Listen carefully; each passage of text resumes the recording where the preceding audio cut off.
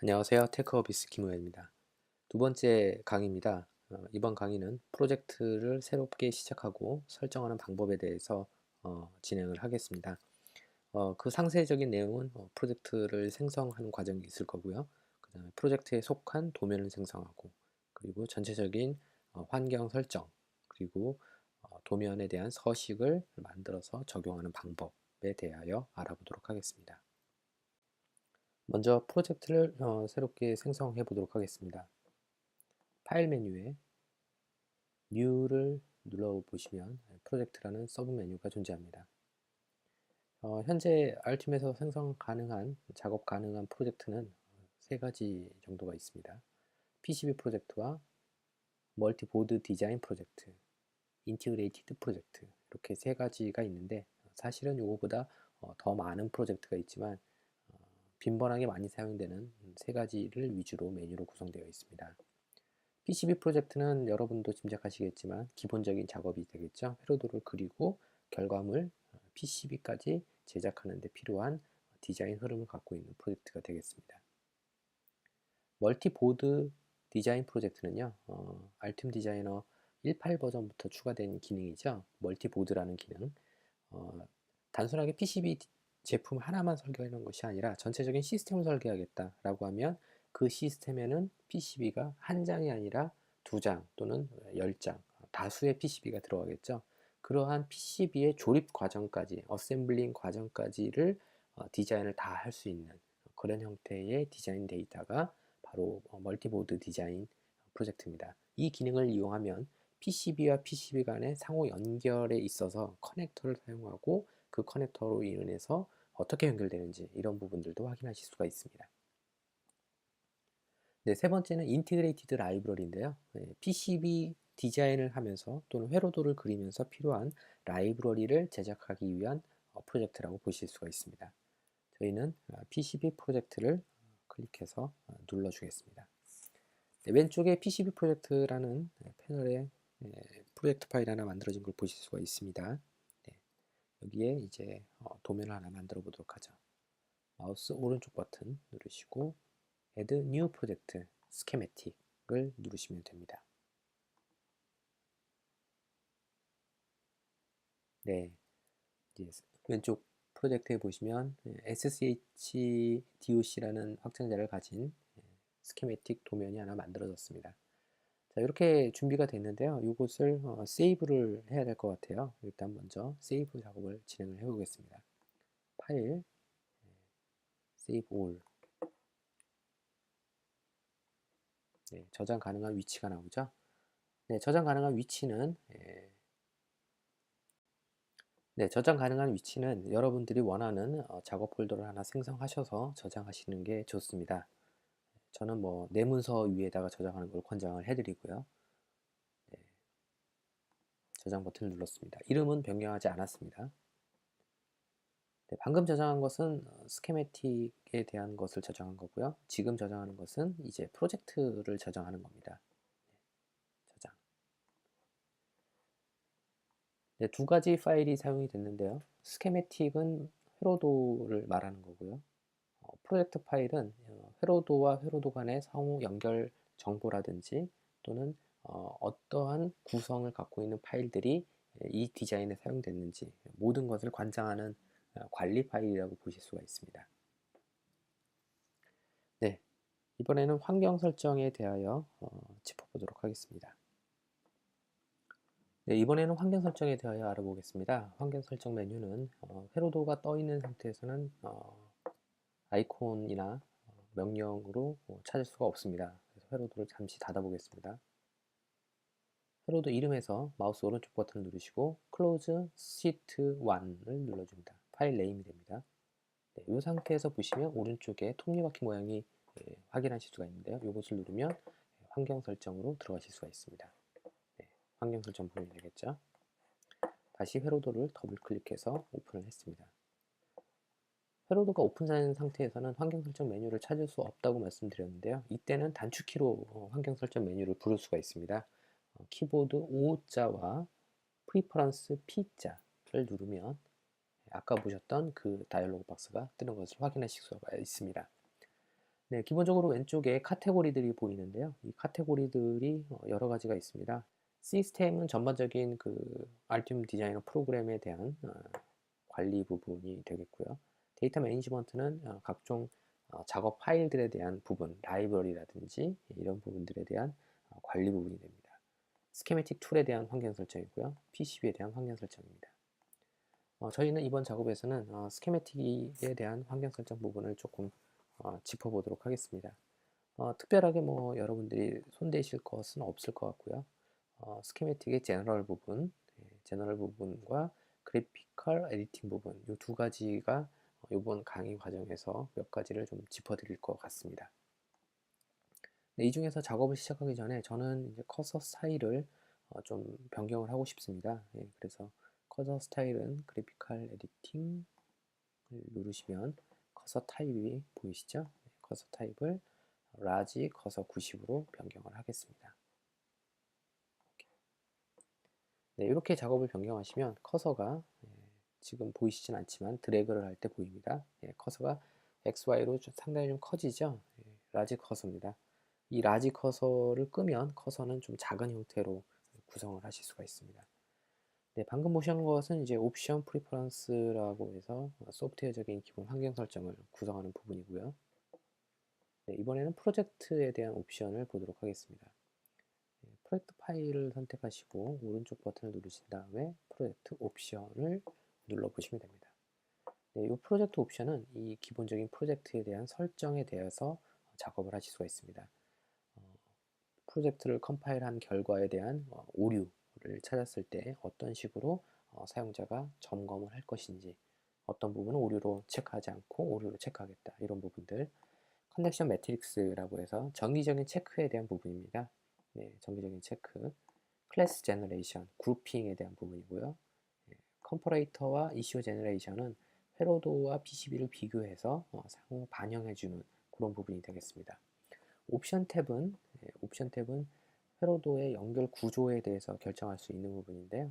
연결 구조에서 넷네임을 어떻게 반영할지 그런 규칙들을 결정하실 수가 있습니다. 멀티 채널에 대한 부분도 있는데 이 부분은 멀티 채널 작업을 진행할 때 자세하게 설명을 해드리도록 하겠습니다.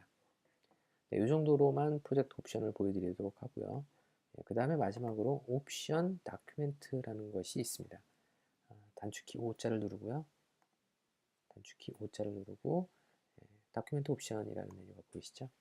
네, 이것은 오른쪽에 보이는 그 프로퍼티스 버튼하고 똑같습니다. 패널, 프로퍼티스 패널을 눌렀을 때와 같은 현상인데요. 기본적인 문서에 대한 옵션을 결정할 수 있습니다. 단위의 설정이라든지 그리드, 배경 색상 이런 것들을 사용자가 지정하실 수가 있습니다. 네, 지금 보시는 그 서식은 기본적으로 서식이 없는 상태입니다. 이거는 디폴트 값으로 떠 있는 형태의 그 서식인데 이런 서식보다는 좀 더 다양한 형태의 서식을 활용하실 수가 있습니다. 제공되는 서식들은 디자인 메뉴에 보시면 서식을 변경할 수 있는 그런 기능이 있습니다.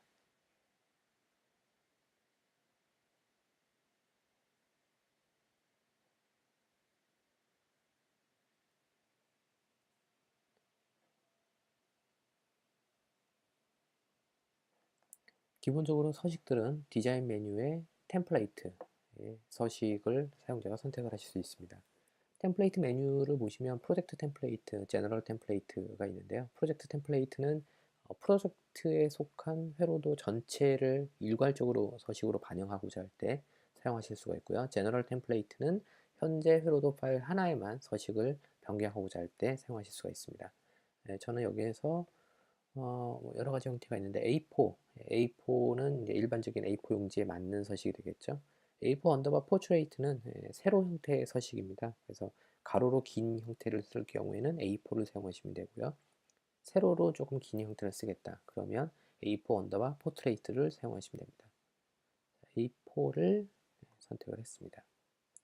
옵션이 나오는데요. 이것은 현재 다큐멘트에 대한 조사 범위에 대해서 물어봅니다. 현재 이 문서에만 이 서식을 반영할 것인지 아니면 현재 프로젝트에 속한 모든 회로도에 반영을 할 것인지 또는 열려있는 회로도에 전부 다 반영할 것인지를 선택하실 수가 있습니다. 파라미터에 대한 액션을 또 선택하실 수가 있는데요.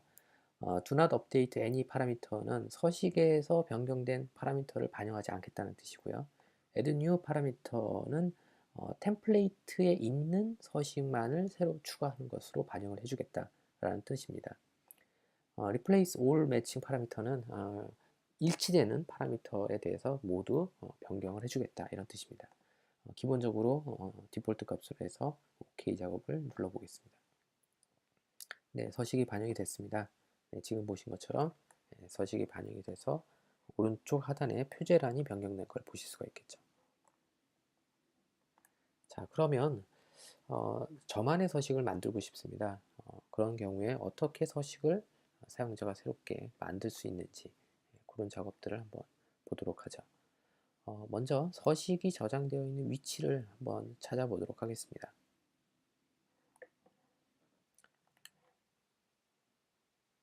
네, 파일 탐색기를 오픈을 했고요. 서식이 저장된 위치는 보통 내 문서의 그 공유 폴더에 있습니다. 예.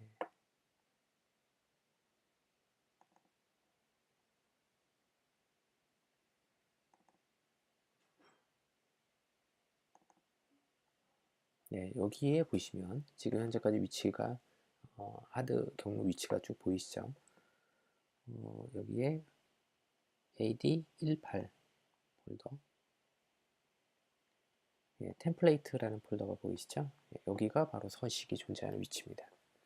자, 아까 보셨던 서식이 바로 이겁니다. 예, 요거를 드래그로 이렇게 왼쪽에다 갖다 놓으시면 됩니다. 네, 갖다 놓으시면 이렇게 오픈된 걸 보실 수 있죠. 아까 회로도를 클릭해 보겠습니다. 회로도에서는 제가 드래그를 하더라도 이렇게 셀렉션이 되지 않습니다.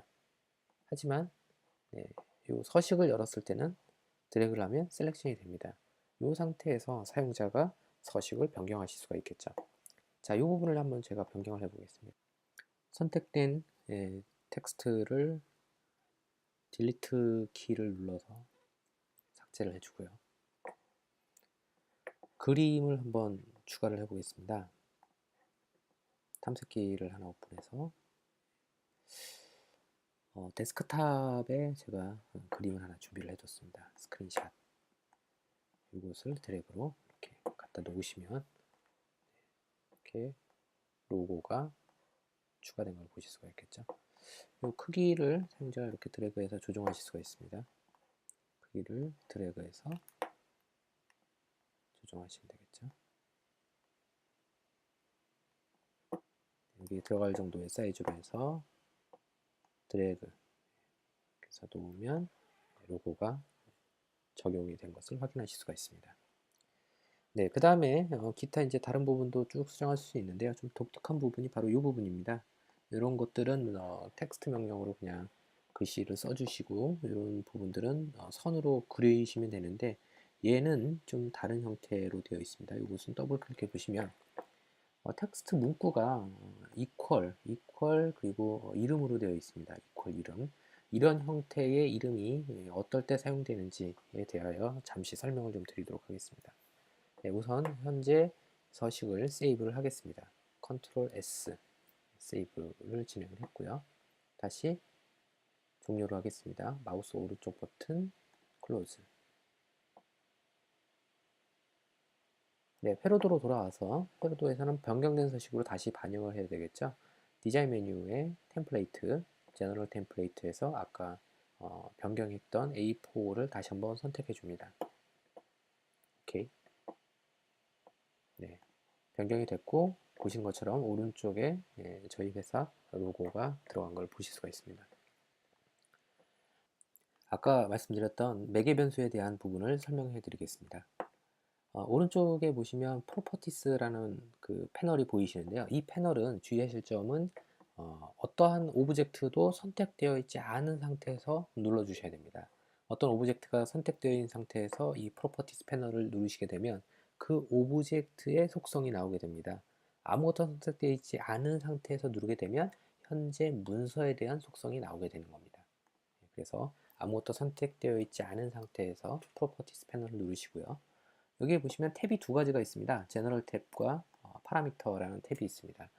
저희가 확인해 보셔야 될 부분은 바로 파라미터라는 탭입니다. 여기 탭에 보시면 아까 저희가 봤던 이름 중에서 타이틀이라는 이름이 있었죠. 그 타이틀이 맨 밑에 보이십니다. 네, 요것을 현재 별표로 되어 있는데 어떠한 이름을 입력을 해줄 수가 있습니다. 킷 프로그라고 입력을 하시면 엔터. 보시는 것처럼 이쪽에 아까 별표로 있었던 부분이 킷 프로그라는 글자로 변경되는 걸 보실 수 있습니다. 이러한 형태로 사이즈라든지 넘버, 리비전, 뭐 이런 타이틀이라든지 이런 여러 가지 부분들을 사용자가 원하는 형태의 입맛에 맞게끔 변경해서 바로 반영을 하실 수가 있습니다. 아까 보셨던 그 표제란을 다시 오픈했습니다. 오른쪽 밑에 표제란 서식 파일 중에서 표제란에 여기 보이시는 이 부분, 오른쪽 하단 부분이죠. 데이트 밑에 있는 부분이죠. 별로 되어 있는데 이거를 더블 클릭해서 이름을 한번 바꿔보도록 하겠습니다. 지금 보시는 이 텍스트라는 부분에 제가 글자를 입력하게 되면 hello, hello라는 글자가 여기에 나타나는 걸 보실 수가 있겠죠. 그런데 이제 몇 가지 예약어들이 있습니다. equal이라는 특수 기호를 사용하시고 여기에다가 name test라고 입력을 했습니다. 이렇게 입력을 하시게 되면 이제부터는 이 문자는 특수 문자로 간주가 되세요. 프로퍼티에 있는 매개 변수 파라미터의 name test라는 항목과 연동이 됩니다. name test를 한번 찾아보겠습니다. name test가 안 보이네요. 여기다가 add를 누르면 되겠죠. add name은 name test 그리고 여기다가 값을 써주실 수가 있습니다. 값을 스티브 킴. 그러면 보시는 것처럼 해당 이름이 자동으로 디스플레이가 됩니다. 이와 같이 표제란 자체에 들어가는 항목들을 일일이 표제란을 수정해서 작업하시는 것이 아니라 도면에 있는 매개 변수만 입력함으로써 자동적으로 해당 항목이 부여될 수 있도록 이렇게 지정하는 것이 가능합니다. 아까 입력했던 문자를 다시 더블 클릭했습니다. 이번에는 사용자가 만든 매개 변수가 아니라 미리 저장되어 있는 시스템 매개 변수를 알아보도록 하겠습니다. 여러분이 입력한 매개 변수 이외에 기본적으로 들어가 있는 것은 모두 시스템에서 기본적으로 제공되는 매개 변수이기 때문에 삭제를 할 수는 없지만 다양하게 활용하실 수가 있습니다. 일례로 current date를 누르시게 되면 현재 날짜를 표시하실 수도 있고요. current time도 마찬가지입니다. 또는 다큐멘트 네임을 입력하시는 경우 full path and name 현재 경로명부터 시작해서 파일 네임을 얻으실 수가 있겠죠. 이것은 경로명뿐만 아니라 경로명을 제외하고 현재 순수한 파일 네임을 얻으실 수도 있습니다. 이런 식으로 도면에 여러 가지 정보를 얻어낼 수 있는 예약되어 있는 매개 변수를 활용하실 수도 있습니다. 이번에는 이 매개 변수를 문자열을 좀 더 파싱할 수 있는 작업을 확인을 해보겠습니다.